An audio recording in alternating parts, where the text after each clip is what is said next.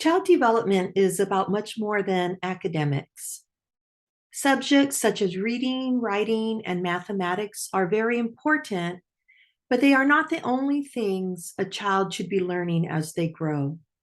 In recent years, whole child development has become a popular and effective way to educate children. So, what does whole child development mean? Nurturing the whole child means that teachers, school leaders, and parents focus on a child's whole self. This includes all aspects of the child's well being, including social emotional, physical, creative, and cognitive capacities. Studies have shown that treating each of these aspects as equally important is essential to the success of the child. It is a priority that the child feels comfortable enough to experiment, try new things, and make mistakes as they are learning and growing. The goal for a child's education is to gain the skills necessary to become a productive member of society as an adult.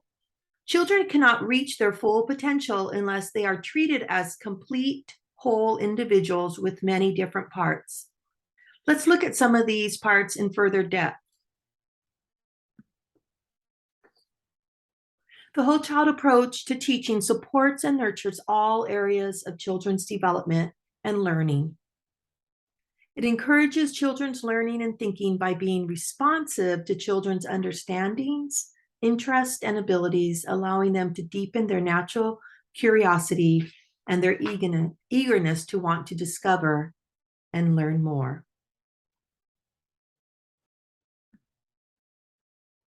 When a teacher is committed to focusing on the whole child, what you'll see is a classroom where children are deeply engaged in meaningful activities and hands-on opportunities for learning.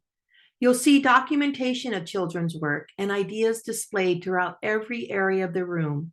You'll see works in progress, and most importantly, you'll see children getting to make choices about their learning. And this is from Brian Mack, Vice President of Educational Content. Most people enjoy documenting their lives through photographs and videos. In much the same way, schools have been documenting learning, both formally and informally, for decades. Teachers can ask learners to document their own learning for three purposes. Documentation of learning focuses on displaying artifacts. What did the learner do? What is the result of the learning? So documentation can be used to continually reflect on a child's learning. Documentation for learning focuses on interpretation of artifacts.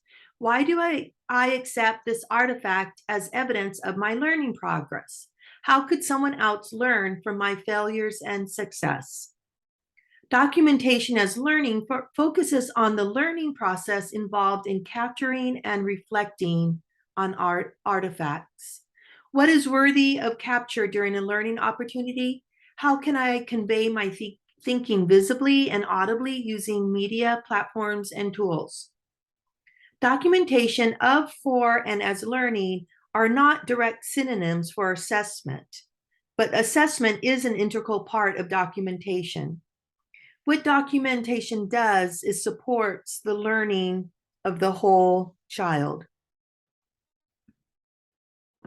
A whole child approach transitions away from a focus on narrowly defining academic achievement to one that incorporates a broader view of the skills and knowledge that all children must develop for long-term success. There's a perception that whole child practices and academic outcomes are mutually exclusive, but that is not true. And this is from Kylie Burke, Vice Chair of the board and former CEO of Teaching Strategies. A complete picture of development and learning not only includes children's language and literacy competence and math and science, but it also includes their physical well-being and social emotional development. As children enter kindergarten, we want to nurture their critical thinking skills so they can become and know themselves as creative, confident learners. And that's why in displaying children's work and documenting their learning, you are affirming children as creative, confident learners in the classroom. Children need to learn to have positive relationships with those around them. This includes peers as well as teachers, parents, and other authority figures. Social emotion learning starts at home. Parents should model skills such as kindness and gratitude with the homes. Children need rules and boundaries to feel cared for and loved. Correction of a child is needed, but should never be done in a negative or degrading way.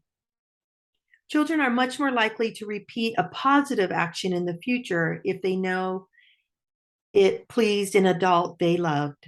Teachers should approach discipline in the same manner in the classroom. Appropriate correction should be used as well as positive affirmation. A specific practice used in social emotional learning is to help children become more self-aware in mindfulness. Mindfulness is used to help students alleviate stress, make better decisions, and think with a clearer perspective. An indicator that a child has really learned something is that he or she can apply it to an everyday situation. In order to allow their learning to become applicable to life, students should be engaged in high-level learning activities such as project-based learning and integrated studies. Project-based learning is when students learn about a concept over an extended period of time in order to truly grasp the content and retain it for future use. An example could be growing a garden or taking part in recycling. Another way to teach students at a higher level is through integrated studies. Integrated studies combine two concepts into one, allowing students to see the relationship between the subjects and gain deeper meaning from them. A great example of how to teach this way is in an early childhood classroom where you combine reading and math. In addition to teaching students about language through a picture book, a teacher can also purposefully use the book to teach how to count objects on its page. In conclusion, teaching the whole child requires looking at many different aspects of the child. Children should be viewed as complete whole individuals that have various needs that must be met. The adult in their lives should always be building positive relationships with them by treating them with respect and dignity, as well as modeling desired behaviors. Adults should be helping children deal with their emotions. They should also be fostering positive relationships between the children and their peers. Children should be allowed to ask questions, make mistakes, and feel free to explore and grow in the environments around them. When children are treated as whole individuals, they will learn the skills necessary for life, which means they will be much better prepared for adulthood.